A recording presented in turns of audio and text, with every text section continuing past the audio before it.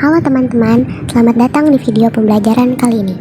Kita akan membahas salah satu peristiwa paling penting dalam sejarah dunia, yaitu Revolusi Prancis pada tahun 1789 sampai 1799. Revolusi ini tidak hanya mengguncang Prancis, tetapi juga mengubah wajah dunia.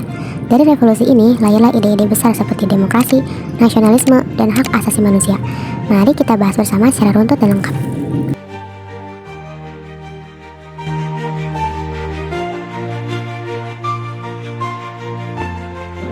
Sebelum 1789, Prancis dipimpin oleh Raja Louis XVI. Louis XVI adalah cucu dari Louis XV sebelumnya yang memerintah dari 1715 sampai 1774. Anak laki-laki Louis XV yang seharusnya naik tahta, yaitu Louis Dauphin of France, meninggal lebih dulu sehingga tahta akhirnya jatuh ke cucunya Louis XVI. Masa pemerintahan Louis XVI penuh tantangan. Negara mengalami krisis ekonomi akibat perang, hutang menumpuk, dan rakyat hidup dalam penderitaan. Ia menikah dengan Ratu Marie Antoinette, ratu yang terkenal mewah dan kontroversial di mata rakyat. Kelemahan kepemimpinan Louis XVI ditambah masalah ekonomi dan ketidakadilan sosial akhirnya menjadi pemicu utama pecahnya Revolusi Prancis.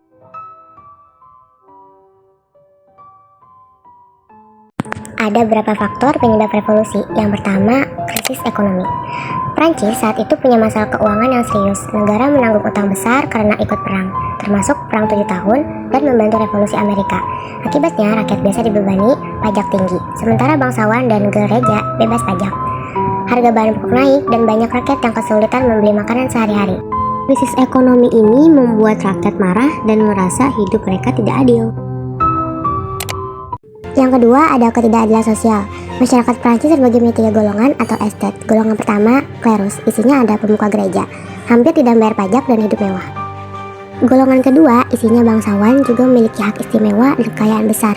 Golongan ketiga, rakyat biasa, termasuk petani, buruh, dan kaum borjuis.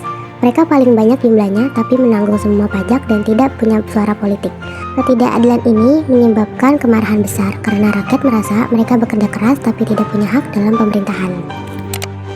Yang ketiga, ada pengaruh pencerahan. Pemikiran filsuf Eropa seperti Voltaire, Montesquieu, dan Rousseau mendorong ide tentang kebebasan, persamaan, dan hak-hak manusia. Mereka menekankan bahwa kekuasaan raja seharusnya terbatas dan berdasarkan kontrak sosial dengan rakyat, bukan mutlak. Ide-ide ini mulai menyebar di kalangan terpelajar dan borjuis di Prancis, membangkitkan kesadaran bahwa sistem monarki absolut tidak adil. Yang keempat, ada kelemahan Raja Louis XVI. Ia dianggap lemah dan kurang tegas krisis. Ia sering dipengaruhi oleh istrinya Marie Antoinette, yang dikenal hidup mewah di tengah penderitaan rakyat. Ketidakmampuan raja untuk memecah masalah ekonomi dan sosial membuat rakyat kehilangan kepercayaan, sehingga memicu kemarahan yang akhirnya meletus menjadi revolusi. Yang kelima, ada ketegangan politik dan administrasi. Sistem pemerintahan monarki absolut membuat rakyat biasa tidak punya representasi. Raja dan bangsawan membuat keputusan sendiri tanpa memperhatikan kepentingan rakyat. Ketidakmampuan pemerintah mengelola negara secara adil memperkuat rasa ketidakpuasan rakyat.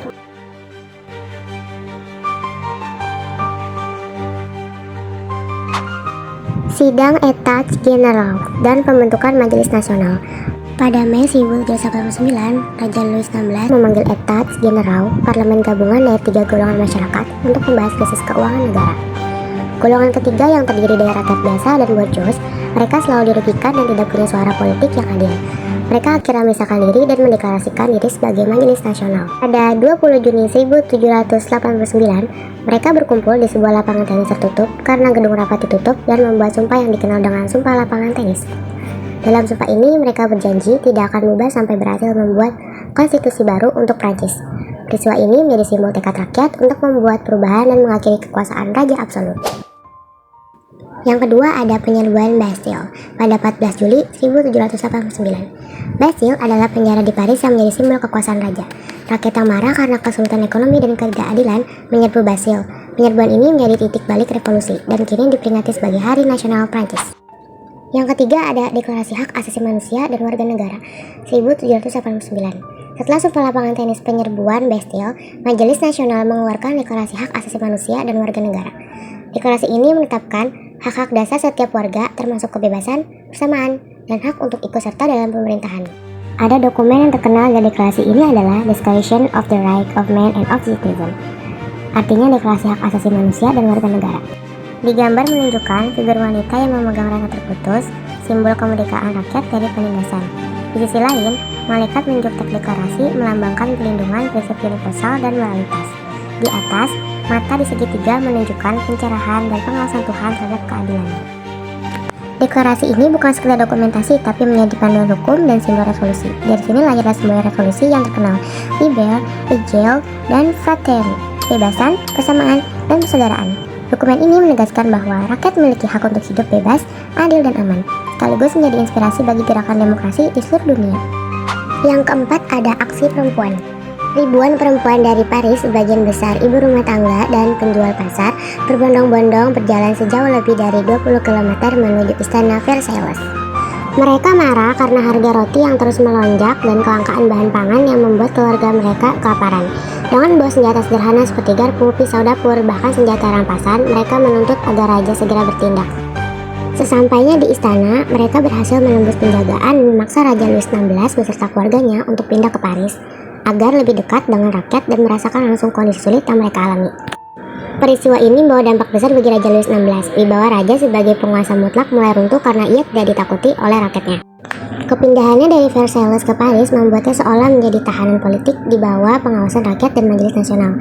Sejak saat itu, kebijakan-kebijakan penting yang seharusnya bisa ia putuskan sendiri justru semakin dibatasi oleh tahanan politik. Aksi perempuan ini pun menjadi titik balik penting yang menandai semakin melemahnya monarki absolut di Prancis, sekaligus memperlihatkan bahwa perempuan memiliki peran besar dalam jalannya revolusi. Yang kelima, upaya kabur raja dan ratu. Pada 1791 sampai 1792, Louis VI dan Mary mencoba melarikan diri ke luar negeri untuk meminta bantuan negara lain, tapi gagal dan ditangkap di Varennes.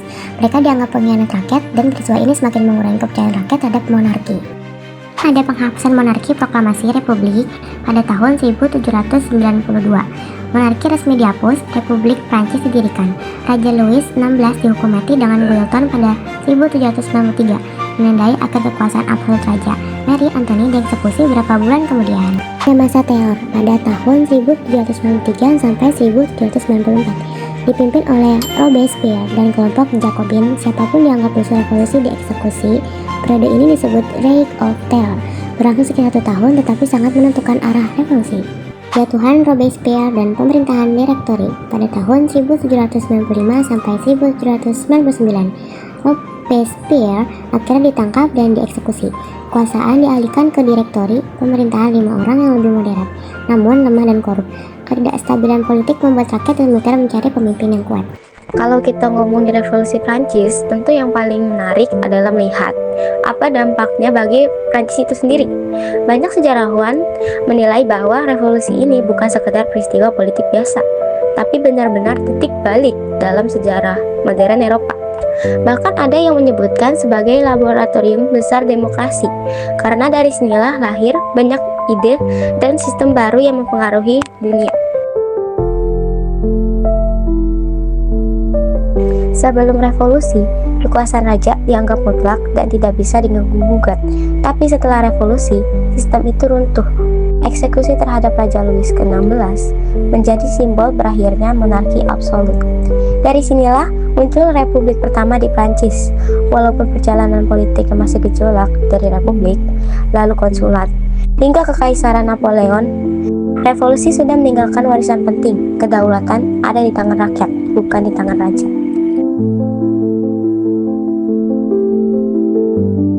Sistem feodalisme yang berabad-abad menindaskan rakyat akhirnya dihapus. Kalau dulu, hanya bangsawan dan klerus yang punya hak istimewa. Setelah revolusi, semua orang dipandang setara. Pajak, misalnya, tidak lagi dibebankan hanya pada rakyat jelata. Hal ini membuka ruang bagi lahirnya masyarakat yang lebih adil, di mana status sosial tidak lagi ditentukan semata-mata oleh kelahiran, melainkan juga oleh usaha dan kemampuan. Dampak ekonominya juga besar. Tanah-tanah milik gereja dan bangsawan yang disita oleh negara, kemudian dijual kepada rakyat. Ini memperluas kepemilikan tanah dan memperkuat kelas menengah atau bourgeois. Selain itu, gagasan tentang kebebasan berusaha mengakar. Artinya, sistem monopoli yang dulu hanya menguntungkan kalangan tertentu digantikan oleh peluang ekonomi yang lebih terbuka.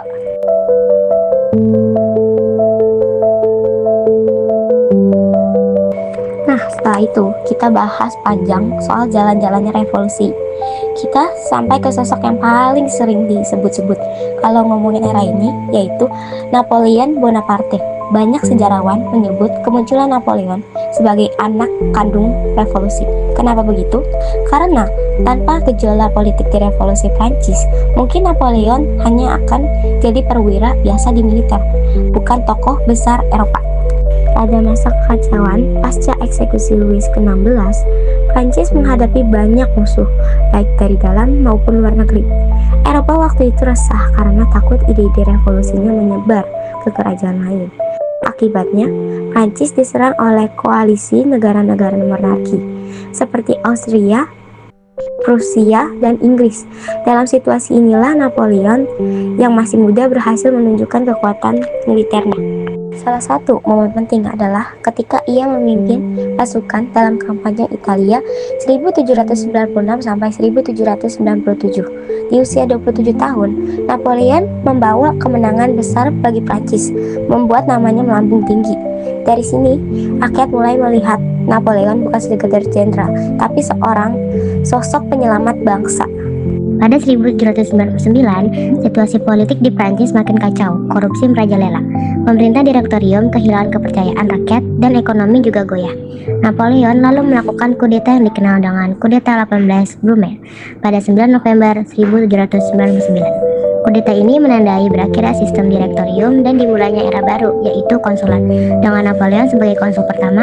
Dari sinilah karir politiknya melesat hingga akhirnya pada 1804 ia memproklamasikan dirinya sebagai Kaisar Prancis.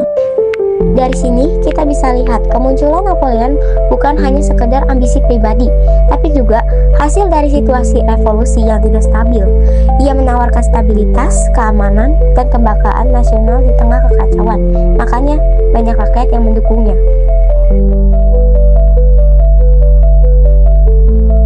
Sekarang kita bisa bicara tentang akhir revolusi. Para sejarawan sering berdebat di titik mana revolusi ini benar-benar berakhir. Ada yang bilang revolusi berakhir pada eksekusi Raja Louis ke-16 pada 1793. Ada juga yang berpendapat revolusi baru berakhir pada Napoleon berkuasa. Namun, secara umum banyak yang setuju bahwa revolusi berakhir ketika Napoleon melakukan kudeta 18 Brumaire pada 1799. Karena sejak itu, prinsip-prinsip pemerintah yang lahir dari revolusi berubah bentuk dari pemerintahan republik yang penuh dinamika menjadi pemerintahan yang dipimpin oleh seorang tokoh kuat, yaitu Napoleon. Meskipun begitu, bukan berarti semangat revolusi hilang begitu saja. Justru, ide-ide yang lahir dari revolusi seperti kebersamaan hak, penghapusan feodalisme, dan gagasan kebebasan tetap hidup. Bahkan diperluas lewat kebijakan Napoleon. Misalnya, ia mengkodifikasikan hukum lewat Kode Napoleon yang banyak dipakai di berbagai negara sampai sekarang.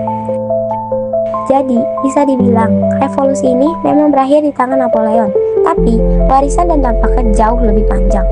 Revolusi mengubah wajah politik, sosial, dan budaya Prancis, sekaligus meninggalkan pengaruh besar bagi dunia modern. Revolusi Prancis berawal dari ketidakadilan sosial, krisis ekonomi, serta lemahnya kepemimpinan raja, dan berkembang menjadi gerakan besar yang mengguncang Eropa. Peristiwa ini melahirkan gagasan baru tentang kebebasan, kesamaan, dan persaudaraan yang kemudian mempengaruhi politik, budaya, hingga tatanan masyarakat dunia. Dampaknya terasa luas, mulai dari runtuhnya sistem feodalisme, munculnya pemikiran modern, hingga lahirnya pemerintahan yang lebih demokratis. Dari sejarah ini, kita bisa mengambil pelajaran bahwa sebuah bangsa hanya akan bertahan jika pemimpin mendengarkan rakyatnya, keadilan ditegakkan, dan hak-hak dasar dihormati. Revolusi ini juga menunjukkan betapa kuatnya persatuan rakyat dalam membawa perubahan. Dengan kata lain, revolusi Prancis bukan hanya kisah masa lalu, tapi juga pengingat bagi kita bahwa keberanian dan solidaritas adalah kunci menuju masa depan yang lebih adil.